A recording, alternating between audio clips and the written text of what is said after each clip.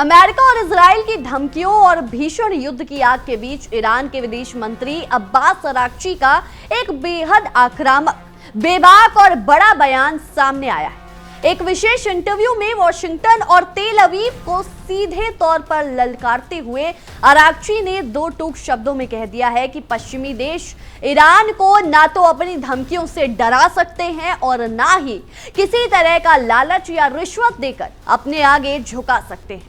उन्होंने गर्व के साथ दावा किया कि इस महायुद्ध ने पूरी दुनिया को यह साफ साफ एहसास करा दिया है कि ईरान का असली परमाणु बम कोई पारंपरिक हथियार नहीं बल्कि हॉर्मुज स्ट्रेट है, जिस पर तेहरान का पूरा रणनीतिक और सैन्य नियंत्रण कायम है। ये सनसनीखेज और अंतर्राष्ट्रीय राजनीति में हलचल मचा देने वाला इंटरव्यू ईरानी डॉक्यूमेंट्री मेकर जवाद मोगोई की बहुचर्चित यूट्यूब सीरीज के लिए रिकॉर्ड किया गया था। इस बातचीत के दौरान विदेश मंत्री ने जंग के उन शुरुआती दौर के बेहद भयावह और खौफनाक मंजर का भी बेबाकी से खुलासा किया, जब भीषण बमबारी और हमलों के कारण देश के शीर्ष नेतृत्व पूरी तरह से अलग थलग पड़ गया था। अराक्ची के मुताबिक युद्ध के पिछले कुछ दिनों में स्थिति इतनी ज्यादा अनिश्चित और विकट थी कि सरकार और सैन्य कमान के शीर्ष अधिकारियों का आपस में संपर्क पूरी तरह टूट गया था। सभी अत्याधुनिक संचार माध्यम ठप पड़ गए थे। चारों तरफ अनिश्चितता का माहौल था और हर कोई बस यही पता लगाने की बदहवास कोशिश में जुटा हुआ था कि उनके कौन कौन से साथी और नेता सुरक्षित बचे हैं और कौन इस जंग में शहीद हो चुके हैं। अपनी इस आपबीती को आगे बढ़ाते हुए विदेश मंत्री ने बताया कि युद्ध शुरू होने के पूरे 3 दिनों के लंबे इंतजार के बाद ही वो पहली बार राष्ट्रपति मसूद पेजेश्कियन से मुलाकात कर पाए थे। इसके बाद उन्होंने प्रशासनिक और सैन्य मोर्चे को दोबारा संभालने के लिए अन्य वरिष्ठ नेताओं से बैठकें की। इन नेताओं में अनुभवी और कद्दावर ईरानी राजनेता अली लारीजानी भी शामिल थे, जिन्हें बाद में इजराइल के एक बेहद घातक हवाई हमले में अपनी जान गंवानी पड़ी। 12 दिनों तक चले इस भीषण युद्ध से ठीक पहले हुए बैक चैनल सीज फायर वार्ताओं का जिक्र करते हुए अराक्ची ने एक और बड़ा चौंकाने वाला पर्दाफाश किया। उन्होंने बताया कि कई अंतर्राष्ट्रीय मध्यस्थों और विदेशी दूतों ने मेज पर बातचीत के दौरान ईरान को तरह तरह के प्रतिलोभन देने और रिश्वत देने के जरिए लुभाने की भरपूर कोशिश की थी, ताकि तेहरान अपने परमाणु कार्यक्रम और यूरेनियम एनरिचमेंट को हमेशा के लिए बंद कर दे। लेकिन अराक्ची ने उन सभी प्रस्तावों को सिरे से खारिज करते हुए पश्चिमी ताकतों को मुंहतोड़ जवाब दिया। उन्होंने साफ कहा कि ईरान का यूरेनियम संवर्धन कोई ऐसी चीज नहीं जिसे बाजार में बेचा जा सके या किसी सौदेबाजी में इस्तेमाल किया जा सके। ईरान ने इस मुकाम तक पहुंचने के लिए दशकों तक पश्चिमी देशों की कड़ी आर्थिक पाबंदियों का सामना किया और देश के महान परमाणु वैज्ञानिकों ने अपनी जान की कुर्बानियां दी हैं। इसलिए इस पर किसी भी कीमत पर कोई समझौता नहीं हो सकता। युद्ध के बाद ईरान के भीतर मची अंदरूनी राजनीतिक उथल-पुथल और कट्टरपंथी गुटों द्वारा उन पर और सरकार पर लगाए जा रहे तरह तरह के आरोपों का भी अराक्ची ने माकूल जवाब दिया। उन्होंने स्पष्ट किया दोस्तों कि इतने विनाशकारी युद्ध और उसके बाद हुए सीज फायर के बावजूद ईरान के बुनियादी सिद्धांतों, उसकी राष्ट्रीय अस्मिता और विदेश नीति में रत्ती भर भी बदलाव नहीं आया।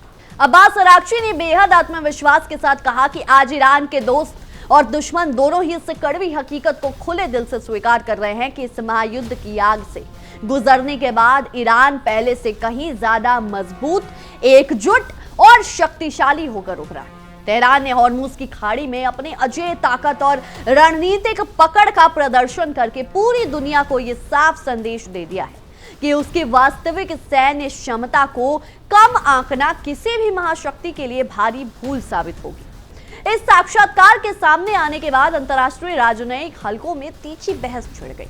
अराक्ची का यह बयान केवल एक विदेश मंत्री की टिप्पणी मात्र नहीं थी, बल्कि यह ईरान की भावी विदेश नीति और उसकी राष्ट्रीय सुरक्षा रणनीति का एक सीधा दस्तावेज बनकर उभरा। जिस तरह से उन्होंने हॉर्मुज स्ट्रेट की तुलना परमाणु क्षमता से की, उसने वैश्विक ऊर्जा व्यापार में लगे देशों की चिंता बढ़ा दी।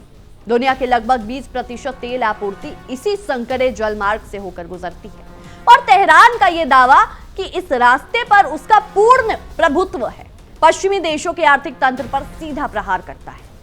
अराक्ची ने साक्षात्कार में इस बात पर भी विस्तार से प्रकाश डाला कि कैसे विदेशी शक्तियों ने वर्षों से ईरान के आंतरिक मामलों में हस्तक्षेप करने की कोशिशें की। उन्होंने स्पष्ट किया कि जब युद्ध की शुरुआत हुई थी तब वॉशिंगटन और तेल अवीव की मंशा केवल ईरान के सैन्य बुनियादी ढांचे को नष्ट करना नहीं थी, बल्कि तेहरान में सत्ता परिवर्तन करना भी था। हालांकि ईरानी जनता और उसकी सशस्त्र सेनाओं के अटूट साहस ने दुश्मन के इस मंसूबे को पूरी तरह नाकाम कर दिया। उन्होंने कहा कि पश्चिमी रणनीति का मुख्य आधार ईरान के भीतर भय और भ्रम पैदा करना नहीं था, बल्कि संकट की उस घड़ी ने देश के विभिन्न राजनीतिक धड़ों को एक मंच पर ला खड़ा किया। शुरुआती संचार संकट का विवरण देते हुए विदेश मंत्री ने बताया कि आधुनिक इलेक्ट्रॉनिक वॉरफेयर तकनीक का उपयोग करके शत्रु ने ईरान के मुख्य प्रशासनिक और सैन्य संचार नेटवर्क को पंगु बना दिया था। उस अभूतपूर्व स्थिति में यह सोचना भी मुश्किल हो रहा था कि देश की बागडोर किसके हाथ में है, लेकिन तेहरान के सुरक्षा ढांचे की लचीली प्रकृति और पूर्व नियोजित आकस्मिक योजनाओं के कारण निचले स्तर के कमांडरों ने तुरंत स्थिति को संभाला। अराक्ची ने स्वीकार किया कि वो दौर मानसिक और रणनीतिक रूप से सबसे कठिन था, क्योंकि जब तक शीर्ष नेतृत्व की सुरक्षा और उनकी स्थिति की पुष्टि नहीं हो जाती तब तक कोई भी कूटनीतिक या सैन्य निर्णय लेना लगभग असंभव था। राष्ट्रपति मसूद पेजेश्कियन से हुई अपनी उस ऐतिहासिक बैठक का उल्लेख करते हुए अराक्ची ने बताया कि 3 दिनों की अनिश्चितता के बाद जब राष्ट्रपति और अन्य कैबिनेट सदस्यों के सुरक्षित होने की खबर मिली, तब विदेश मंत्रालय ने अपनी कूटनीतिक आक्रामकता को फिर से संगठित किया। राष्ट्रपति ने उन्हें स्पष्ट निर्देश दिए थे कि अंतर्राष्ट्रीय मंचों पर ईरान का रुख बिना किसी डर के रखा जाए और किसी भी प्रकार की कूटनीतिक लाचारी न दिखाई जाए। अली लारीजानी जैसे वरिष्ठ नेताओं की उपस्थिति ने उस समय संकट प्रबंधन में महत्वपूर्ण भूमिका निभाई थी। लारीजानी की बाद में हुई शहादत को याद करते हुए विदेश मंत्री भावुक हुए, लेकिन उन्होंने कहा कि लारीजानी जैसे देशभक्तों का बलिदान ईरान के संकल्प को कमजोर करने के बजाय और अधिक कड़ा बना देता है।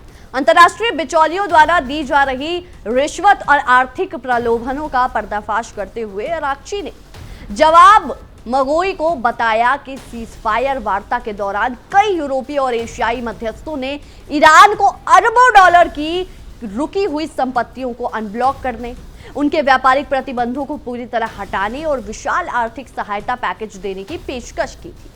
शर्त केवल एक ही थी, ईरान अपनी यूरेनियम एनरिचमेंट स्तर को 0 पर ले आए और हॉर्मुज में अपनी नौसैनिक गश्त बंद कर दी। अराक्ची ने कहा कि उन्होंने मध्यस्थों के सामने ही उन प्रस्तावों को यह कहकर खारिज कर दिया था कि ईरान की राष्ट्रीय संप्रभुता और उसके वैज्ञानिकों का खून पसीना पैसे से नहीं खरीदा जा सकता। यूरेनियम संवर्धन के मुद्दे पर ईरानी रुख की कड़ाई को समझते हुए विदेश मंत्री ने कहा कि यह केवल एक तकनीकी या वैज्ञानिक कार्यक्रम नहीं है, बल्कि ईरान के राष्ट्रीय स्वाभिमान का प्रतीक बन चुका है। दशकों से पश्चिमी देशों ने ईरान को तकनीकी रूप से पिछड़ा रखा और हर संभव प्रयास किया उसको पिछड़ा रखने का ही। ईरान के सर्वोच्च परमाणु वैज्ञानिकों की लक्षित हत्याएं करवाई गई, अनुसंधान केंद्रों पर साइबर हमले किए गए और कड़े आर्थिक प्रतिबंध थोपे गए। इन तमाम बाधाओं के बावजूद ईरानी वैज्ञानिकों ने घरेलू संसाधनों के बल पर यह तकनीक हासिल की। इसलिए किसी भी अंतर्राष्ट्रीय दबाव के आगे इस उपलब्धि को छोड़ना उन सभी शहीदों के बलिदान का अपमान होगा। ईरान के भीतर चल रही घरेलू राजनीति पर बात करते हुए अराक्ची ने माना कि युद्ध समाप्त होने के बाद देश के कट्टरपंथी धड़ों ने सरकार के कूटनीतिक प्रयासों पर सवाल उठाए थे। कुछ वर्गों ने उन पर और उनकी टीम पर नरम रुख अपनाने और सीजफायर स्वीकार करके दुश्मन को जीवन दान देने के आरोप लगाए थे। अराक्ची ने इन आरोपों को सिरे से खारिज करते हुए कहा कि कूटनीति सैन्य ताकत का ही विस्तार होती है।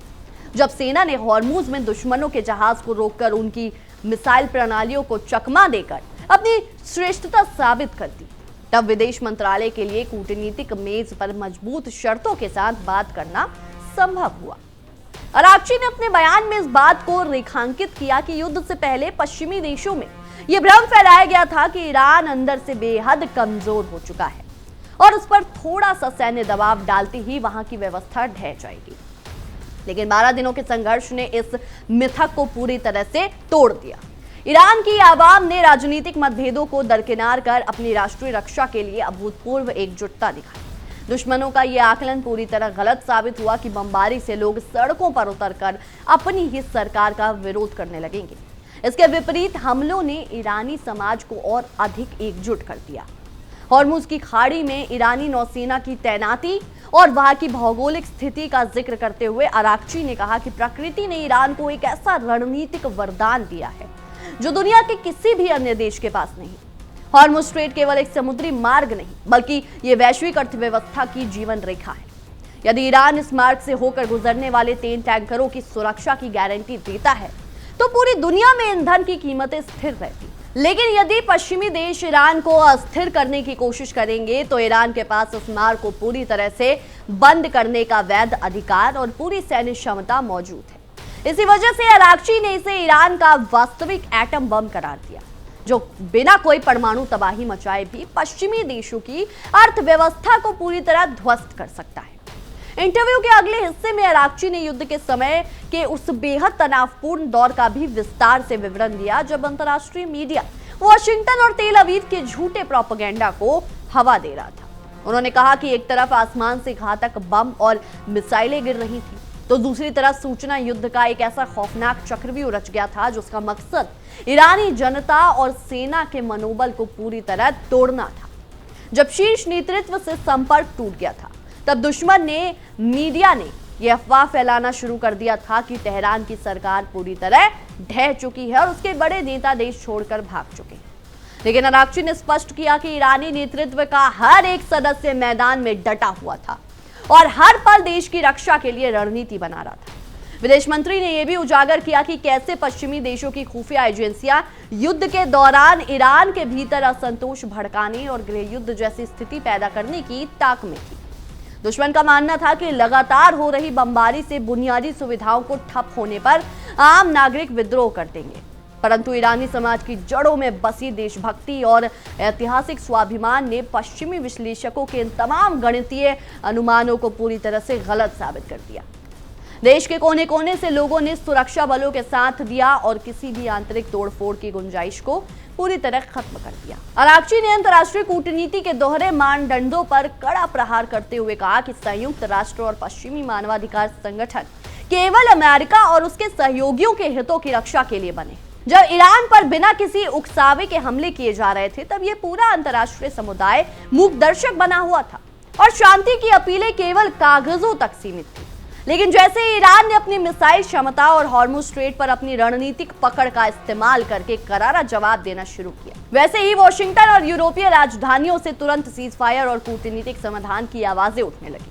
अराक्ची ने दो टूक शब्दों में कहा कि दुनिया केवल ताकत की भाषा समझती है और ईरान ने अपनी ताकत के बल पर ही कूटनीतिक संतुलन को अपने पक्ष में मोड़ा है। विदेश मंत्री ने क्षेत्रीय कूटनीति और पड़ोसी देशों के साथ संबंधों पर भी काफी बारीकी से बात की। उन्होंने खाड़ी के पड़ोसी देशों को आगाह करते हुए कहा कि वो अपनी जमीन का इस्तेमाल अमेरिका या इजराइल को ईरान के खिलाफ करने की इजाजत ना दे। उन्होंने साफ किया कि ईरान अपने पड़ोसियों के साथ शांतिपूर्ण और भाईचारे के संबंध चाहता है, लेकिन यदि कोई पड़ोसी मुल्क दुश्मन की फौजी गतिविधियों या खुफिया अभियानों के लिए अपना एयर स्पेस या मिलिट्री बेस उपलब्ध कराता है तो ईरान उसे भी दुश्मन की श्रेणी में रखने के लिए मजबूर हो जाएगा। अराक्ची ने बताया कि सीज फायर के बाद उन्होंने कई क्षेत्रीय विदेश मंत्रियों से बात की है और उन्हें ईरान के इसे कड़े तथा स्पष्ट रुख से वाकिफ करा दिया। परमाणु अप्रसार संधि यानी एनपीटी और अंतर्राष्ट्रीय परमाणु ऊर्जा एजेंसी यानी IAEA के साथ भविष्य के संबंधों पर पूछे गए सवाल पर अराक्ची ने कहा कि ईरान किसी भी ऐसी संस्था के आगे नहीं झुकेगा जो वॉशिंगटन के इशारों पर काम करती हो। उन्होंने आरोप लगाया कि IAEA की रिपोर्ट्स अक्सर निष्पक्ष न होकर राजनीतिक रूप से प्रेरित होती है, जिनका इस्तेमाल केवल पश्चिमी देशों के द्वारा ईरान पर नए प्रतिबंध लगाने के लिए किया जाता है। यदि अंतर्राष्ट्रीय समुदाय ईरान के साथ पारदर्शी और सम्मानजनक संबंध चाहता है तो उसे सबसे पहले ईरान के संप्रभु अधिकारों को स्वीकार करना होगा और उसके दोहरे रवैये को हमेशा हमेशा के लिए बंद करना होगा। साक्षात्कार के अंत में विदेश मंत्री अब्बास अराक्ची ने भावी पीढ़ियों और वैश्विक समुदाय के नाम एक स्पष्ट संदेश दिया।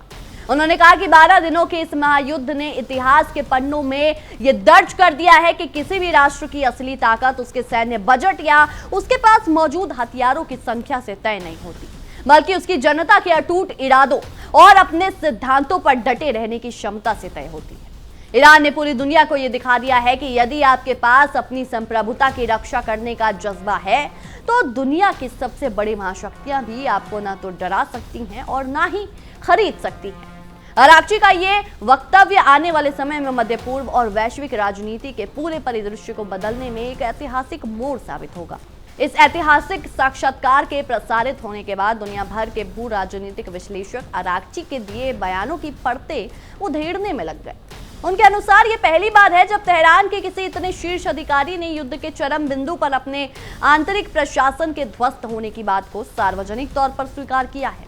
आमतौर पर युद्धरत देश अपनी कमजोरियों को दुनिया के सामने आने से रोकता है, लेकिन अराक्ची की इस स्पष्टतावादिता ने यह दिखा दिया कि ईरान अब किसी रक्षात्मक रणनीति पर नहीं बल्कि एक आक्रामक और पारदर्शी रुख के साथ आगे बढ़ रहा है। उनके इस कबूलनामे ने पश्चिमी रणनीतिकारों को भी हैरान कर दिया है, क्योंकि वो मान रहे थे कि जब संचार नेटवर्क ठप हुआ था तब ईरान पूरी तरह दिशाहीन था। लेकिन सच्चाई ये थी दोस्तों कि तेहरान की सैन्य व्यवस्था ने बिना केंद्रीय कमान के भी अपने अभियानों को पूरी सटीकता से अंजाम दिया। वॉशिंगटन और तेल अवीव की इंटेलिजेंस एजेंसियों के लिए अराक्ची का यह खुलासा एक बड़ा झटका है कि ईरान ने इतने कम समय में अपने प्रशासनिक ढांचे को पुनर्गठित कर लिया। पश्चिमी थिंक टैंक्स को लग रहा था कि अली लारिजानी जैसे कद्दावर नेताओं के मारे जाने से ईरानी नेतृत्व में एक ऐसा खालीपन आ जाएगा जिसे भरना नामुमकिन होगा। लेकिन पेजेश्किन सरकार ने जो तेजी से बैकअप लीडरशिप को सक्रिय किया, उसने ये साबित कर दिया है कि ईरान का सुरक्षा ढांचा किसी व्यक्ति विशेष पर निर्भर नहीं है, बल्कि वो एक मजबूत संस्थागत प्रणाली पर आधारित है। यही कारण है कि जब इजरायली मिसाइलें तेहरान के प्रशासनिक ठिकानों को निशाना बना रही थी, तब भी देश के मिसाइल साइलोस और नौसैनिक ठिकाने बिना रुके अपना काम कर रहे थे। अराक्ची ने अपने साक्षात्कार के दौरान उस रणनीतिक भूल का भी विस्तार से विश्लेषण किया जो पश्चिमी देश बार बार दोहराते आ रहे हैं। उन्होंने कहा कि अमेरिका और उसके यूरोपीय सहयोगी अक्सर ये मान बैठते हैं कि किसी देश के शीर्ष कमांडरों या नेताओं की शहादत से उस देश का राष्ट्रीय मनोबल टूट जाए। उन्होंने याद दिलाया कि जब जनरल कासिम सुलेमानी की हत्या की गई थी, तब भी वॉशिंगटन ने यही सोचा था कि ईरान का प्रतिरोध तंत्र बिखर जाएगा, लेकिन परिणाम इसके बिल्कुल उलट रहा। लारिजानी की शहादत के बाद भी ईरानी सेना और जनता में केवल प्रतिरोध की ज्वाला और अधिक तीव्र हुई। पश्चिमी ताकतों की यही नासमझी उनके हर सैन्य अभियान को एक अंतहीन दलदल में तब्दील कर देती है। बहरहाल हमारी आज की इस विशेष रिपोर्ट में इतना ही। आपके इस विषय में क्या कुछ राय है, क्या कुछ सोचते हैं, हमें कमेंट सेक्शन में जरूर बताएं। तब तक के लिए देखते रहिए इंडिया डेली 24/7। देखिए इंडिया डेली 24/7 अब आपके स्मार्ट टीवी पर। इंडिया डेली मौजूद है सभी डिजिटल प्लेटफॉर्म पर लाइव और लगातार। इंडिया डेली 24/7 हर दिन राष्ट्र को समर्पित।